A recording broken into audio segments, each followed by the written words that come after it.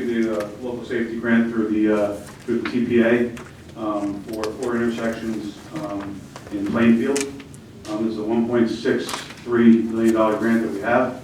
It's going to redo East Front Street and Watchung, East Front Street in Roosevelt, East Front in Sanford, and East Front in Norwood, of the 4 intersections on this grant.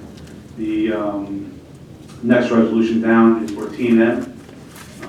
The part of the $1.6 million is their award of $420,000, which was done through a federally RFP process. It goes through the feds, and also, obviously everything gets kicked down to the state, and then we become just the middleman in the whole project. Right now, no county funding involved. It's all grant money from the feds to the TPA program. You're welcome. Any other questions? Commissioner Kowalski? Thank you, Chair. Director Graziano, could you talk about the amphibious excavator grapple loader? That's quite a mouthful. I'm sure we're all wondering exactly what that is, and I imagine you've got some grant funding for it. Yes, we did. With Elk County Manager and Deputy County Manager in Wagner, we were able to apply for a grant from the state for an amphibious excavator along with a tub grinder and a gravel loader. So what that is it's an excavator that's going to be able to get into our streams and our rivers and it floats. So it's a big floating big warmer, or like a track hoe kind of with that, and then we'll have a tub grinder on the side of the banks of wherever we are, or at a strategic location where we could bring the wood and everything to them, we grind it back up and leave it right into there. So this is going to help us, clear some of the issues we have throughout Union County with Safe River, and all the bigger rivers that we can get this into. Currently there's a project going on in Clark, in Peach Brook, not through us, through Woodbridge and through Middlesex County. There's a service going on where they're going into some areas which are downstream of Clark, and they're actually clearing some stuff out there, some issues that we've had for a long time with those areas in the back of Peachtree Lane and in the back there. So that's what's getting worked on now. This is for bigger stuff. More like the state and getting into some stuff. This literally can float down the river, and it's a beast of a machine. Thank you, Chair. Vice Chair Hudak? Yeah, just a follow-up on that. Sure. How big is this piece of equipment? I'll give you a price on it. So pricing between the two pieces of equipment is about $2 million. Oh, wow. So you're talking, you've seen the big excavators that are out there. Right. So take that times a little more, plus put a big steel float on the bottom of it. Sure. And that's what these things, you can look up amphibious excavator, and they're kind of weird looking, so it'll be built in 2 or 3 different places. We'll probably go through Foley or through Caterpillar, because they're on state contract and they're local. And we'll have the, most of the machine built there, and then we'll go to another company to build the base of it. And that could be out in the Midwest. There's 1 or 2 companies out there that do it. It's kind of a weird looking machine, but it works pretty good. I'm just going to follow that Sure. and go down a tangent a little bit, which you brought up Absolutely. with the pumpkin patch Yes. work they're doing. So this would be too big to do work on some of the smaller streams. Yeah, we can probably get back there and work on it. We're looking at also maybe a long stick excavator as well, Yeah. which is kind of like a track hoe they're called, but it has a longer stick, so it reaches out longer into getting into those areas. Yeah, no, I mean, I think it's great to have some of the larger waterways that we can address, and it's Absolutely. certainly, something, it's certainly worthwhile, and it's a very good purchase, and, as you saw with so much flooding with Ida, timely. It's the smaller, contributory creeks that, end up really becoming a problem for the homeowners, with flooding. So I'm just curious, clearly if it's a large piece of equipment, It's not yet. neat. It's not quick either. It's going to take a while to get them. Oh, yeah. So hopefully by next year we'll be able to get these things and start using them. But obviously the water tables have risen all over the place from everything recently, and there's a lot of issues in that area, Clark, and we're trying to pinpoint some of that stuff, and this stuff will help out. Sure. Joe, just a couple of questions on change orders. Sure. So I'd like to see reductions. We did 164,000 less than number 6 for the road resources line. Yeah, so good. I'm glad you asked me that. So what happened there, so, I mean, that's a nice piece of money we get back to the county. So on Stuyvesant Avenue in Union, I believe it was, the utility company had to do some work there. So we actually had them repave the road that we were gonna repave anyway. Right. So we saved all that money back. So that's what most of this is. Right, just in case it's brought up later, so Right. we did not reduce the No, amount of roads that. not at all. we paved. Not at all. I'm It glad has you been brought said, that up. it has been said at these meetings all No, the time. you're absolutely right, but no, absolutely not. We actually got lucky here that the road had to get redone by one of our local utilities, and we asked them to repave that road instead of us doing it, having it done at the same time. And number 7, another reduction on the firehouse, I'm sorry, at the courthouse fire code renovation. No, that's actually an increase. So that's actually a change order for mass construction, so finally, just so everybody knows, we're finally coming to an end on this project. I can probably say that with a lot of confidence. We were on a job meeting today. We're looking at the middle of March, end of March for a substantial completion for that project, and this will bring mass through that, plus another month after that to get all the closeout documents done. So I know, I know Deputy County Manager has been through that, along with the County Manager. I've walked the building, and it's actually getting there every time. As you walk through now every week, it's really tightening up, so those floors are really coming out, and it looks good. I mean, it's kind of weird how it looks because you have a stairwell going through every courtroom that was from the bottom all the way through the top, so we lost a lot of space in the lower floors, and on the upper floors we didn't use too much, but it looked good. Yeah, I think it eventually came out okay. Now we have Well, 2 points of egress. Well, thank God for utility work. There is another one that's also a reduction on there, so. Is that for well, if you're looking for, I'm sorry, that's the Hawk Light? Yes. So that'd be 3 at Gold Star, is that count? That's, that would have been Yes, so the 2 Hawk out of Light. 3 ain't bad. The Hawk Light's the one over in Kenilworth that we finally closed out that project, there's a little bit. Yeah, no, coming down. I've seen that project, and so that's good, that's by the park. Yes, sir. Yeah, it's a good location for that. Perfect spot. Right in South Michigan, going right from the boulevard down. All right, the Inquisition is over, thank you. That's fine. Thank you, I'm okay. Chair. Thank you, Mr. Chair. Any other questions? Commissioner Baker? Yes, I just, if you don't mind, I would like for you to just, on the resolution number 8, that's amphibious excavator, I'm not quite sure exactly what this piece of equipment is designed to do on larger rivers Sure. in Union County, or larger bodies of water. Yeah. Can you just go over that again? please? Absolutely, yeah, so it actually floats. So it's a big track hoe that's put onto a big steel bed. And it sits on that bed, and that steel hollow bed floats in the water. And you can access all, any of the trees that are blocking or any of the blockages that are in there. So you'll be able to pull it on, it'll have a grapple on the end of it. You'll be able to grab that tree, bring it over to the side, and put it into the tub grinder and get it to an area. They selected an area where you can pile everything up, and then you can have everything tub grinded and then pulled out.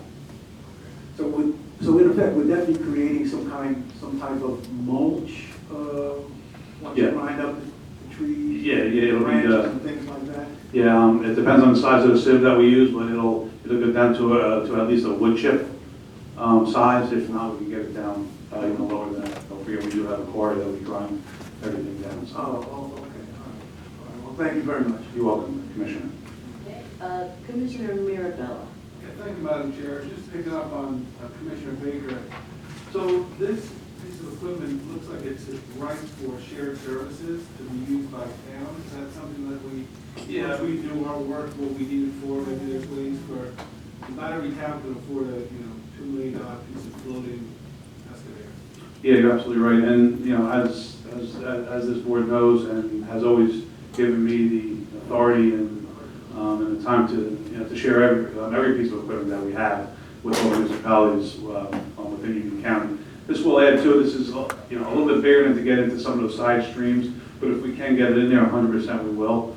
So some of the towns or some of the cities that have bigger rivers in them will be able to get this into there Good. and work. I mean, it's going to be very interesting. I mean, So I know the DPW departments around the county are always appreciative of your willingness on behalf of this board to make that equipment available, because that's a perfect example of what county government can do, is to help our towns to do shared services like this and share equipment. So I appreciate that and encourage you to do as much of that as you can.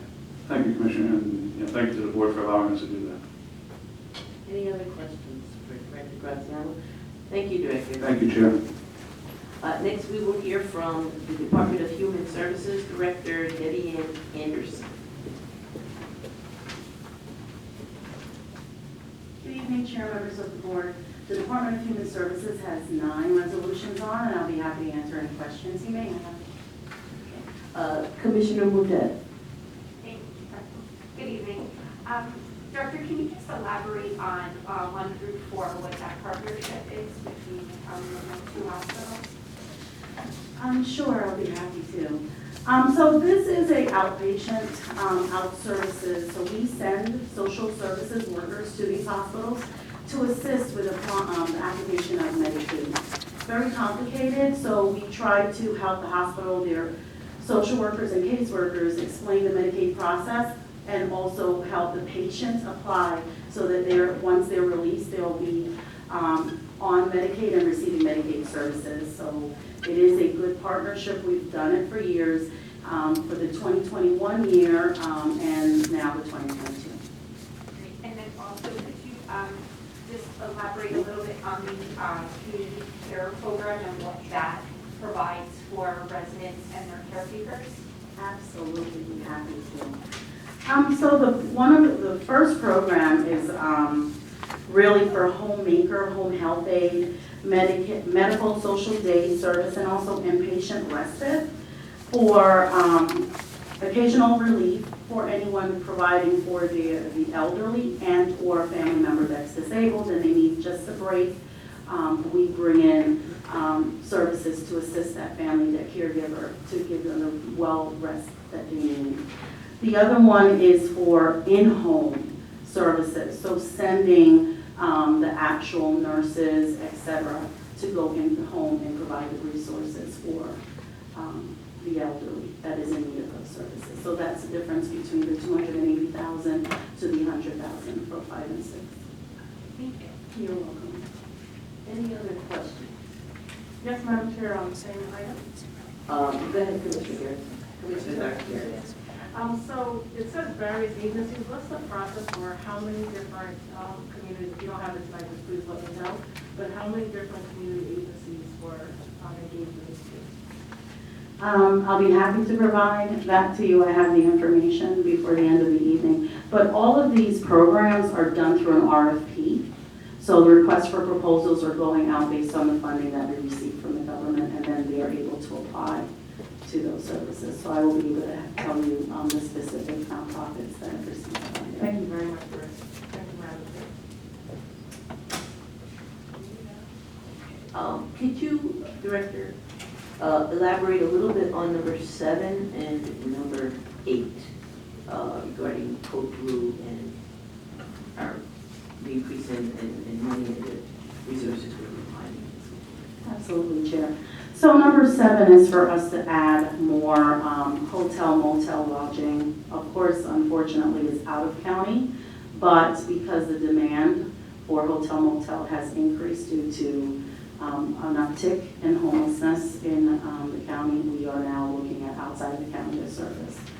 For number 8, Mount Olive Baptist Church, this is their 2nd year working with us. They provide a warming center in Plainfield, one of the few. And due to our timeout on our point in time count, we were able to see that there's a huge demand in Plainfield. It's actually, there's an average of 40 homeless individuals per night. When we started last year, it was only 20 people going. Now it's up to 40. And we've had so far 69 Code Blue nights called.